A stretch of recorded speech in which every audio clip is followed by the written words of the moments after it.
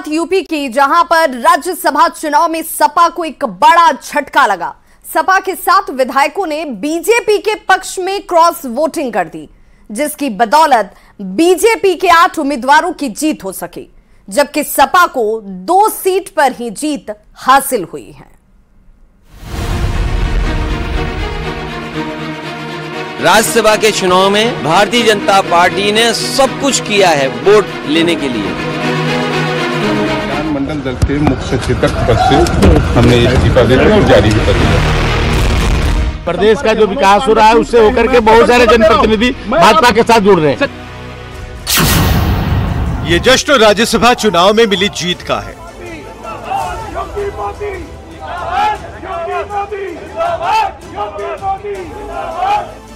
राज्यसभा चुनाव में बीजेपी के 7 सीट पर जीत तो पहले से पक्की थी, लेकिन ये जश्न राज्यसभा चुनाव में मिली उस एक सीट पर जीत की है जहां बीजेपी ने सबसे मजबूत प्रत्याशी पर दांव लगाया था, जिसने हारी हुई बाजी को भी पलट दिया और बीजेपी 8वीं सीट पर जीत गई। इस चुनाव में अखिलेश यादव को पूरी उम्मीद थी कि उनके तीसरे प्रत्याशी जरूर जीतेंगे। वोटिंग से पहले खूब दावे हुए, लेकिन जब नतीजा आया तो समाजवादियों के अरमान पर पानी फिर गया, क्योंकि तीसरी सीट की चाह में अखिलेश यादव अपने 6 से 7 विधायक गंवा बैठे। यानी एक और चुनौतीपूर्ण चुनाव अखिलेश यादव के हाथ से फिसलकर बीजेपी की झोली में चला गया। अखिलेश यादव ने क्रॉस वोटिंग करने वाले विधायकों पर कार्रवाई की बात कही। राज्यसभा के चुनाव में भारतीय जनता पार्टी ने सब कुछ किया है वोट लेने के लिए, और जो लोग गए हैं उनमें साहस नहीं रहा होगा सरकार के खिलाफ खड़ा होने में।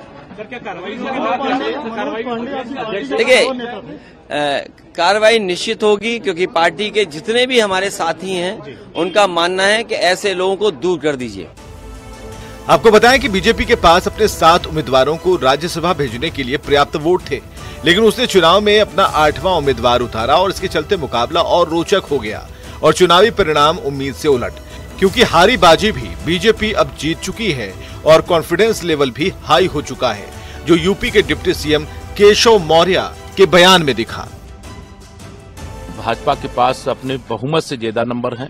समाजवादी पार्टी ने तीसरा प्रत्याशी खड़ा करके गलती की है। चुनाव की जरूरत नहीं थी, लेकिन तीसरा प्रत्याशी उनके पास नंबर नहीं थे, तब भी उन्होंने खड़ा किया है। वोटों की गिनती होगी तो 8 भाजपा के जीतेंगे, 2 सपा के जीतेंगे। सर, अखिलेश यादव लगातार आरोप लगा रहे हैं कि बीजेपी विधायक खरीद फरोख्त खिसियानी बिल्ली खंभा नोचे।